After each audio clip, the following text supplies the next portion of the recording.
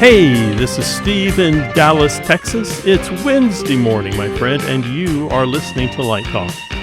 This is Dennis, actually coming to you from the home office in beautiful Port Washington, New York, and you're listening to Light Talk. And this is David, coming to you from the beautiful Belmont Shore neighborhood of Long Beach, California. If you don't already know, you are listening to Light Talk, and we are the Lumen Brothers. Yay! Where's our sister? I was waiting for and sister, but our sister's not here today. Oh, where's Mom? She's throwing some fancy film festival down there in the Bermuda Triangle. And Nancy, what type of film festivals do they have in St. Bart's? they have the best film festivals because Ellen's in charge. Ah, okay. But anyway, welcome everyone. This is episode 474. Marching our way to 475. And we have, some very interesting news. Our brother Zach got a new job. Yay, where is he? Yay. Where is he? He's working. That's where Good he is. for him. So anyway, we found this out because this past week, Zach was interviewed by Live Design Online about his career and his new gig as drone show designer and producer with industry leader Image Engineering.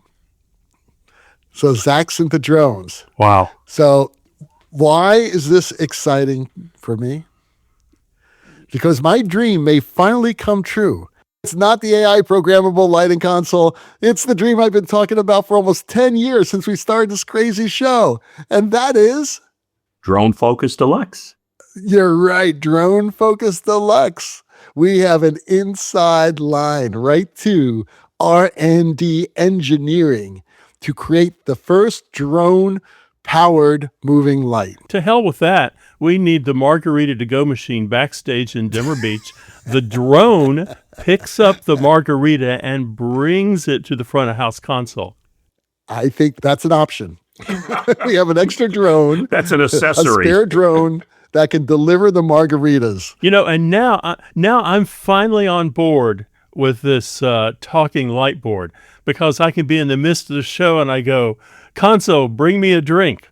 And it just orders the drone right up, and here it comes. All right. Speaking of AI-controlled light boards, I think I got a little dissed last week. I was not on the show last week, and I'm editing it. And I hear a lot of shade from you guys about my comment about AI-controlled light boards. You're absolutely right. It wasn't little. It was a lot. I want to tell you something. Copy fixture 15 into fixture 12. That means pan, tilt, intensity, color, right? Whatever parameters there are, that's all you do, right? And then there it is, and then you move it, and you have a duplicate of that fixture. How difficult is it to do that? And how long does it take to do that? It probably takes as long as, say, copy a fixture, blah, blah, blah. So it takes about 10 seconds, let's say, okay? Well, that's if the programmer knows exactly what to do. Then it could take a minute or 3 minutes or 5 minutes. If I had an AI-controlled lighting console, that would have happened as soon as I said it. So I rest my case. And you guys know it's going to happen. It's going to happen. Oh, yeah. We just don't know when. I can't bear to see you facing the shame of wearing a little headphone and microphone like those guys on, the Home Shopping Network, and you're like shouting controls to your console. Wait. I wear a headset anyway. Don't you wear a headset when you're designing a show? Hell no. Yeah, I avoid it if I can. It's telepathy. It is. Oh, I have to hear the stage manager calling the cues. I do. I have to hear them because that's a big part of it. I want to know if that cue is being called late or early, or on time. In 2 weeks, we have programmer extraordinaire Chris Lose, who programs for rock and roll for years and is an LD for rock and roll. We're gonna have to get him to talk about this. He's not gonna like me. I'm no longer Mr. Nice Guy when it comes to this. But we got to get started because we have a hard out today. Steve has a rehearsal. I have to take my wife to the Hypoberic Chamber. You go in that chamber with her? Is that No, they don't allow me in there with her, but I think the doctor wants to go in there with her. But that's a whole nother story. Okay, so Dennis, you have the first question of the day. Okay. The first question, I am a lighting cameraman whose bread and butter is shooting weddings and small corporate events. Lately, I've been asked to set up home studios, but clients want to sit in front of their picture windows using the outside view as their background.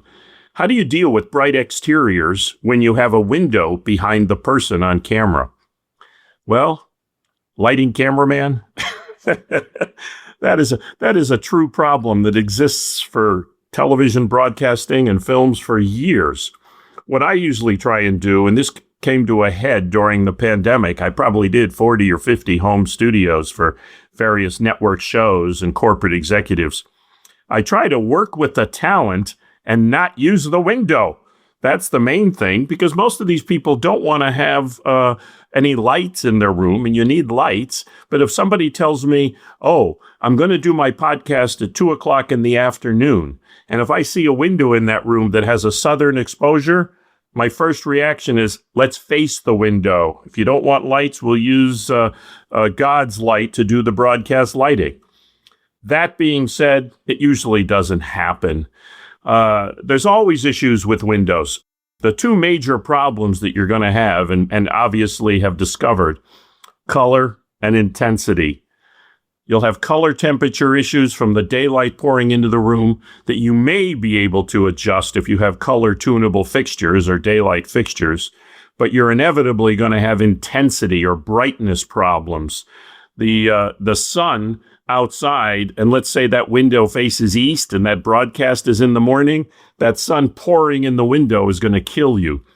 And even the reverse, at the end of the day, if it faces west, the sun hitting either buildings, garages, or trees or something outside is going to exceed the contrast levels that you're going to have available, and you're going to need to correct for that. In terms of home studios, I always tried to keep things kind of simple, because you're dealing with people that don't have an understanding. But solar pollution is very difficult to control, and there's three basic methods that everyone uses. One is to apply some sort of neutral density film right to the window itself. Another method is to put some sort of a window shade with sun pollution control on the shade. And another method, which nobody in homes will probably have the wherewithal or the money, is to use an electronic polarization methods. All work. The least expensive and lowest profile and user-friendly is just to put a film on the window. There's many different films that are made by different companies like Lee, and Roscoe is one that I use. And there's two types of films that you would want to use. If you're going into color correction, where you want to correct that daylight, which is going to be around 5,500 degrees Kelvin, and you want to bring it down, if you're using tungsten lights, let's say to 3,000 Kelvin, you'd want to use what's called a full CTO. And Roscoe makes CTO standing for color temperature orange, is Roscoe Sun 8, the 1/8. They make a quarter, they make a half, and they make a full. A lot of times you can actually get the color correction with the neutral density built in. So if you get a Roscoe Sun, what's called N3, that has neutral density 3, which is the lowest of the levels. It's basically one stop. Or you can get a Roscoe Sun N6. So that has color correction, full CTO built in with neutral density. So it gives you the opportunity of taking your color to a quartz type light fixture, and also to take the intensity down a bit. A lot of times I will recommend going to like a half CTO, because it'll last longer and it won't fade, which will take your color temperature from 55 Kelvin daylight to around 38 or 4,000. Then you can work with that, and it does take the intensity down a little bit. But by and large, the best thing is to try and use lighting fixtures that are already daylight balanced, and then you just deal with neutral density. And if I get a call to do a studio that has windows, I will contact probably Mr. Shade, the best guy in the business, broadcast blinds. And that's really who you should call. And he comes with a variety of the neutral densities I just mentioned that'll be on window shades. Then you can either manually raise and lower the shade, or as we do in studios with Windows, DMX control it through the console, or Broadcast Blinds gives you controls. The last thing I recommended, the electronic method, is it's basically a product that Broadcast Blinds installs called Roscoe View, which is created by Roscoe several years ago. And that's a two-part system using polarization. So basically, you're still putting something on the window, a Roscoe View panel, that has the complementary photographic polarizing filter that goes in the camera. You rotate the filter electronically, that changes the degree of cross-polarization on the window, and then the amount of visible light can be changed from transparency to opacity. But that's a cheat for just what you see outside the window. The amount of ambient light coming into the room does not change, so you still need some sort of neutral density on the window to stop sun from pouring in the room. That's pretty much it. A lot of times I will just go old school. I just did a studio in Raleigh, and we put regular theatrical scrim, bobinette that you would use on a stage, and that'll usually give you 2 stops of exposure to solve the problem. I love that idea. What doesn't make sense to me is why anybody would want to show in the background a totally uncontrolled background. Who's going to say somebody's not going to come by and shoot the bird, right? Or expose themselves, or something else happens behind them. And that is a big problem. Look at the Today Show. And that's why you see all these places that used to, like you said, have these big windows outside, now just have video screens of some generic place, with people passing by, because that's not what's happening in real time. Ultimately, that's what Good Morning America did 2 or 3 years ago in their old studio, which was right on Times Square. You get people coming up, taking off their clothes or putting up signs that say so-and-so putting sucks. Up stupid signs. It's a big deal. So they ended up filling in the windows with video walls and then feeding into the windows camera shots of what was outside the window that they could control. Then I've got a solution that takes that into consideration. You go down to Best Buy, you buy a cheap, 72-inch television set for like $700, and you roll it behind them, right? And then you could play whatever background you want, and people will think that. Or just the virtual backgrounds. Don't even bother lighting. Well, that's why studios are doing video walls anymore. That's the way it's happening. That's the future. Or that's green screens. People are going back to green screens. There you go. Back to green screens.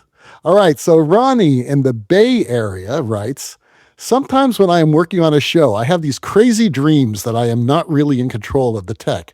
No one is listening to me. Does this happen to other designers? Well, Ronnie, it's really funny that we got this question today, because this is something that I have suffered from for many, many years. But it's not happening during a show. It happens when I'm not doing a show. There are 2 basic nightmares. One nightmare is that I show up to a gig and it's already in final dress rehearsal. I don't even know what the show is. And it hasn't even been focused yet. And the show opens in like 24 hours.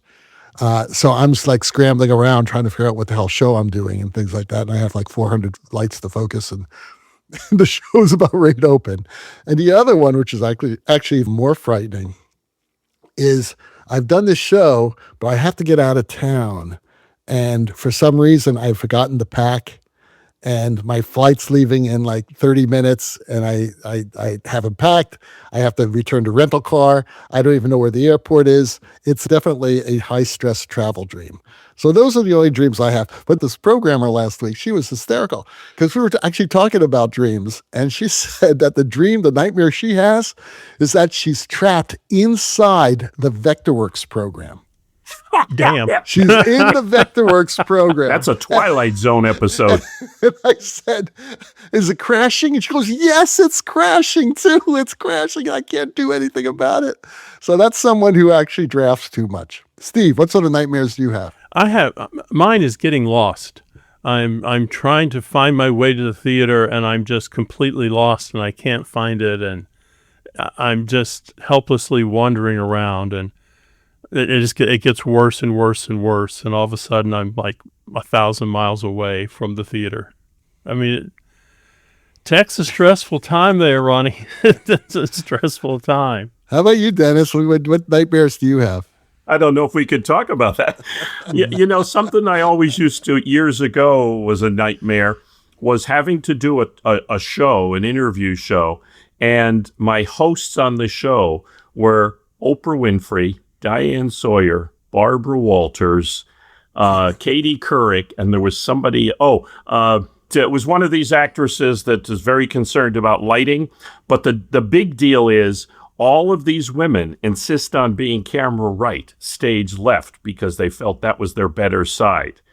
And that was a nightmare I always had. It's like I get there, who's going to be sitting on the side? What kind of fight is going to be going on? How do you light all these women that need to be lit in a very specific way and have very specific ideas about their lighting? And it's the thing that I always worried about. Actually, one time I did a show with Diane Sawyer and Barbara Walters, and Diane graciously conceded to sit on the other side. It's nice. Yeah. It's nice. You are listening to Light Talk with the Lumen Brothers, and today Light Talk is sponsored by... We have a public service announcement from No More, 10 out of 12s. The designer's tiny notebook of excuses. Many young designers have great difficulty engaging into a conversation with the director at the tech. Sometimes the director will want to change, and the young designer panics, lost in a moment of self-doubt under the pressure of time. By referencing the designer's tiny notebook of excuses, you can pull yourself out of trouble. Here are just 3 examples of dozens of situations you might find yourself. Number 1, the director has just said the stage feels too dark. The audience might struggle a bit to find the focus of the scene. Now, you might be tempted to increase levels, or you could calmly reply, well, that's intentional. It's a commentary on isolation. The idea is that we're exploring negative space through the absence of illumination because, well, absence is sometimes louder than presence. The audience should feel slightly uncomfortable. Now pause here. Just like you remembered something important and say, I think it was Robert Wilson who said comfort is the enemy of discovery. Number 2, perhaps the director says the cue felt a bit out of time the way it landed. You look confused and say, it's not supposed to land in a literal way.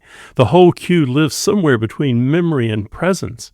I'm really just letting the light breathe in this moment, letting the space inhale before anything interrupts it. We're honoring the shadows as active participants. They are not passive. Now pause and gesture vaguely, and then say, even silence has a voice. Asumu Noguchi said that about his work with Martha Graham. Now, what you just said makes no sense, but who is going to disagree with Noguchi? And finally, perhaps the director wants to completely change the look of the cue. You say, well, we have to be careful. That would collapse the contrast structure we have built up to this point. We are already hitting a dynamic range ceiling, and if we push it harder, we will lose separation in the midtones, and shadows are as important as highlights. We cannot forget that. Now, when you say midtones, slowly nod. The assistant director and the stage manager will most likely nod also. Now, go in for the kill. Of course, I'm open, always open. We can try a version that supports the performers a bit more. I can explore that, but it might just shift the focus of the scene, and we don't want to lose the intention. Maybe we can gesture toward the idea without fully committing. Then say, I'm reminded of what Peter Brook said. A hint is sometimes louder than a shout. Smile. Don't actually change anything yet. Now say, let me sleep on this. And then the next morning over coffee, say, it all makes sense now. What we found last night has integrity. It so clarified the visual language, it feels inevitable.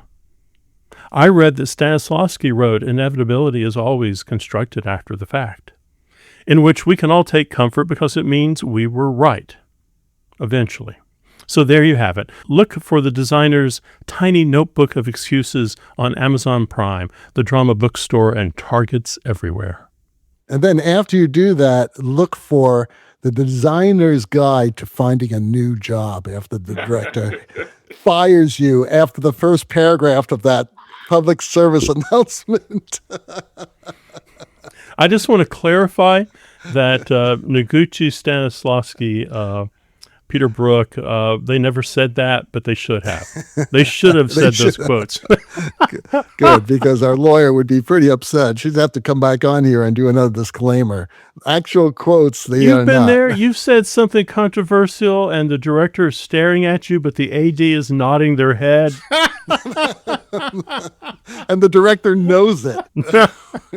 And now, back to Light Talk.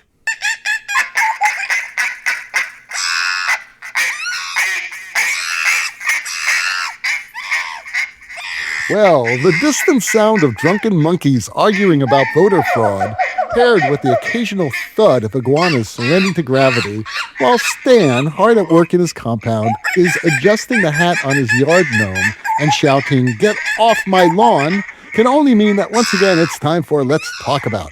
And today's topic is, will this be the show that finally exposes me as a hack? Hell yes. Hell yes. Who came up with this one? I like this subject. I'm confused. Are you talking about a show that you've designed, or are you talking about this very show, Light Talk? Well, both. Oh, that could be, yeah. That's open to Light Talk will interpretation. definitely expose me as a hack. And I was thinking when I read this question with this Let's Talk About subject, I was saying, it's not every show that's going to expose you as a hack. Yeah, right now the Emmy committee's marking a line through Dennis's name. It's a red line going right through it right now. No Emmys. I think that any creative person, and speaking as somebody who's been doing this for many decades, at my age and at my experience, I don't think there's a job I go into that I don't think, wow, how am I going to do this? What am I going to do? Are they going to know I have no idea what I'm doing? It goes back to the question about dreaming and nightmares, except it's a reality. And we're all creative artists. We're trying to do something new and different and trying to challenge ourselves every time. And how many times have you dug a hole for yourself and then later on, mid-show, it's like, holy shit, how am I going to get out of this? Well, I think everybody digs a hole every now and then. And you're right. It's how do you get out of it? How do you take that and develop it into something else? I think this idea of a show exposing you as a fraud, everybody goes through that. Everybody has self-doubt. But I think when you do get in trouble, it's about how you pivot and how you handle yourself and how you rally the crew around you and how do you honestly tell someone you've made a mistake. I think when you're trying to cover it up, that's when you get exposed as being a hack. If you're going to make a mistake, make it big and then stand behind it. I think Quentin Tarantino said that.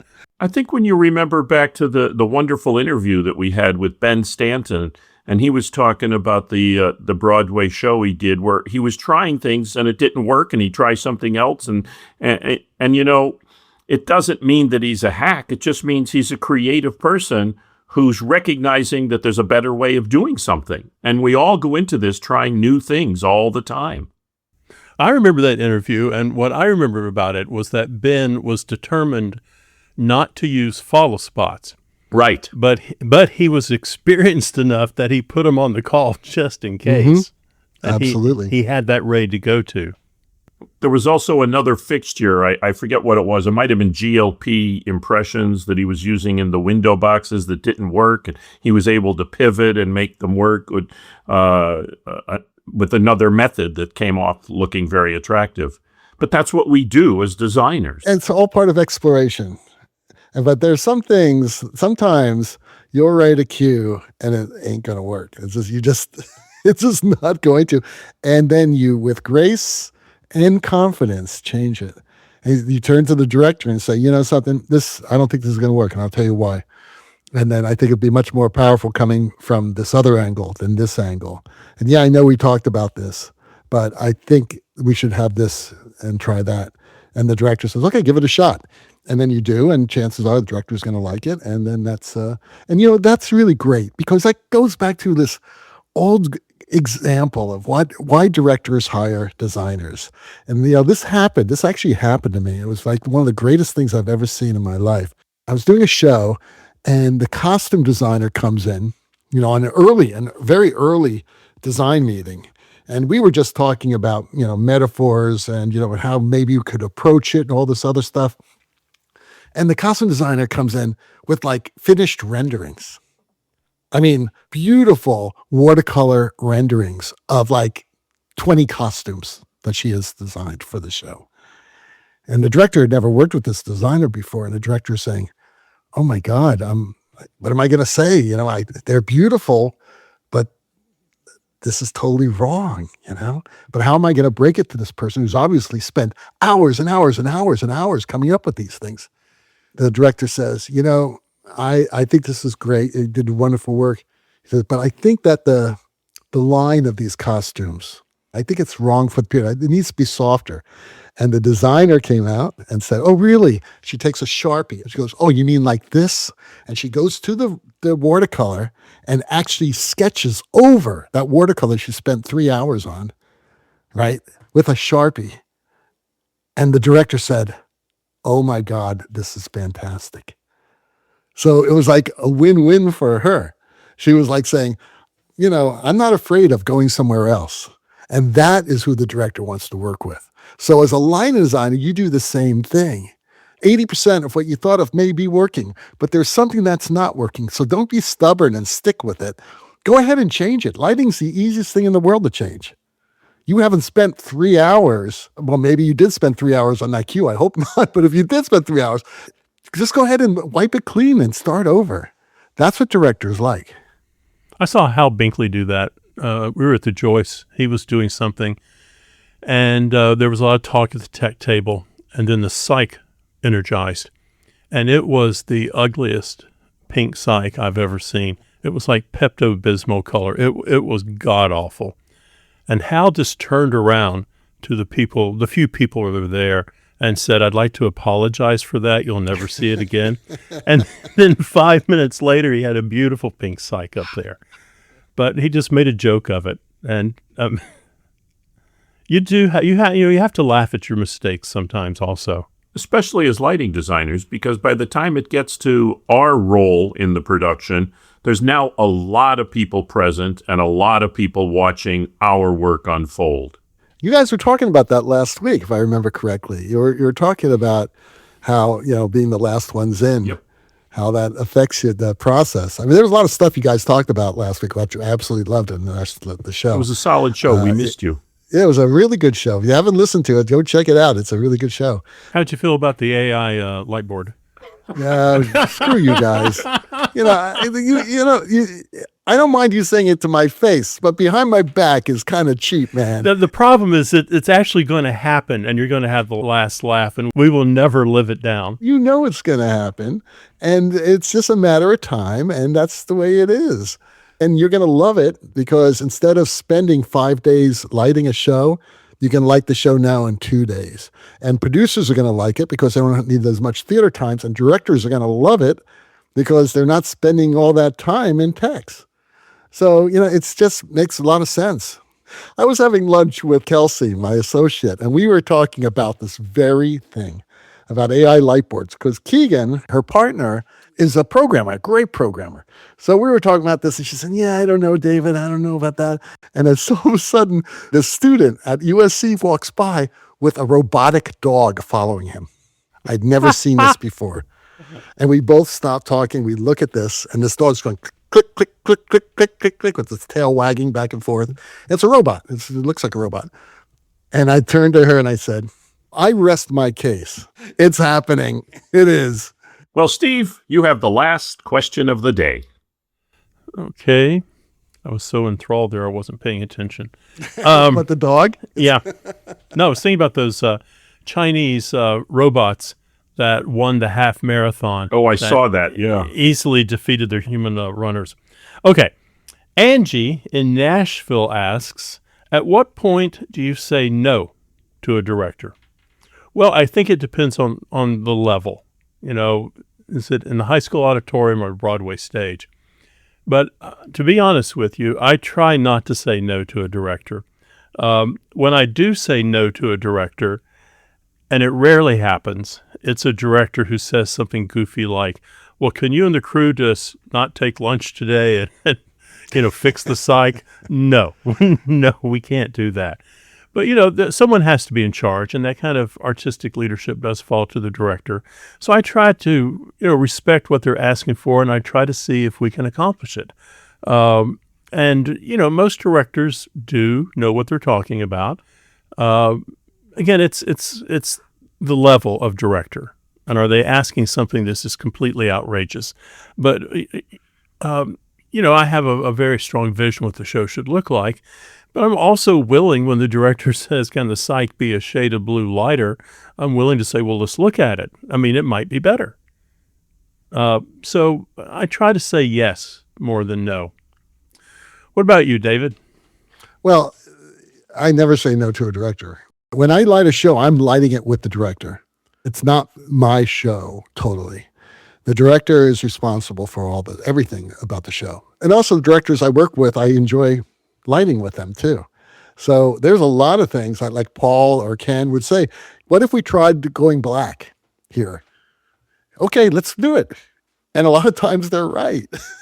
You know what I mean? But if it's like a difference of opinion, the director always wins. And that's the way it should be, because that's the hierarchy of the theater. And you just have to accept it. In an artistic, collaborative relationship that you're having with the director lighting the show, then yes, I mean, let's try whatever they want. They don't like it, let's try another way. I've trusted these directors over the years, and they are usually right. Dennis, what about you in your world? In both the theatrical world and the broadcast world, I would have to say, riffing off what David said, artistically, I don't think I've ever said no to a director. Sometimes I'll think in my mind what a dumb thought that is, but it's the director. And as David said, it's his artistic vision. And so I will definitely try and make it work. Many people will say, oh yeah, Dennis, he always argues with directors. And I do have that reputation, but it's never with anything artistic. It's usually a director who will come up with something that needs to happen at the last minute. And I won't say no, but I'll say, okay, we can make that happen, but that's going to involve another 3 or 4 hours of overtime. We're probably going to have to come in early tomorrow. I try to explain the reasons why I didn't do it that way to begin with. And it's usually mechanical things or something that's going to destroy a budget or something that's going to affect something else on one of the other collaborators. But artistically, I don't think one should ever say no to a director. And I've been fortunate enough to work with a lot of directors who bring me on board because we think alike. And as David said, if he's working with a good friend like Paul, they think alike and they're in simpatico with the creative energy of the show. So if you're inclined to be in a scenario where you're always going to want to say no to the director, you're really working with the wrong director. Yeah. And I think that if indeed you don't agree with the director, the director gets their way and you support it. That's just the hierarchy, and it's okay. They're the director. I don't want their job. Their job, they have to deal with actors. I don't want to deal with actors, right? I like to deal with a group of people to create art, whether it's with a bass player, drummer, singer, guitar player, me, or if it's with a director, a costume designer, projection designer, drone designer. That's what I like doing. It's interesting in thinking back over my career, there have been a few times where I've had director conflicts, but everybody else has also. And one time in particular, launching a new talk show, within about a week before the show launched, the director was fired and another director was brought in, who then kind of got the whole team together because the previous director couldn't get anybody to understand what it was he wanted. Well, I think this starts in college too. You know, if you're a young lighting designer, you're desperately trying to get your show on stage. And if you're working with a young student director, they're trying to desperately get their show on stage. You have to occasionally walk in that director's shoes. And this is a great opportunity to find how to negotiate ego, how to find compromise, how to communicate. As David says, a group of people collectively trying to do something on stage that's bigger than they are individually. I think you never go down that slippery slope road of deciding that you're the only person in the theater who really knows, who really understands. Agreed. Agreed. Okay, on that note of agreement, let's get out of here. I hear music. Yes, I do too. The rocking sounds of the Luminoids tell us that once again you've spent another Wednesday morning listening to Light Talk. You can hear our show on just about every podcast site out there. Check out our website at lighttalk.org and be sure to follow us on Facebook. And don't forget to subscribe to our podcast. That way you will not miss a second of Light Talk insanity. No guarantee is offered regarding the accuracy of any statements or opinions made on this podcast. However, if you do decide to litigate, you will have to deal with me, Snoot from the Snoot Group. And don't get it twisted. Just because I married one of these losers does not mean I will go easy on you. So don't with me. Light Talk, coming to you from the beautiful and vibrant Belmont Shore neighborhood of Long Beach, California, where Snoot shops at the lovely little stores on 2nd Street. Also from the Lone Star State and the entertainment capital of the world, New York City. Wait. Entertainment capital of the world, New York City. I think that's bupkis. I'd say the entertainment capital of the world is Los Angeles, California. Hey, I'm just reading Just the script because you guys here. have Broadway doesn't mean that you're the entertainment capital of the world, okay? I've been waiting for weeks to stop this, and we got to really come to a meeting of the minds here. The entertainment capital of the world. All right, we'll Come on. rotate the entertainment capital on the next show. How about the co-entertainment capital of the world? East Coast, West Coast, all right? Steve, duly noted. So be sure to join us next week when we dive into more lighting shenanigans and serve up a fresh, piping hot casserole of nonsense. Light Talk, broadcasting questionable Lumen knowledge and humor to every entertainment capital in the world. Well, we'll see you all next Wednesday morning. Bye-bye from Light Talk. Bye-bye.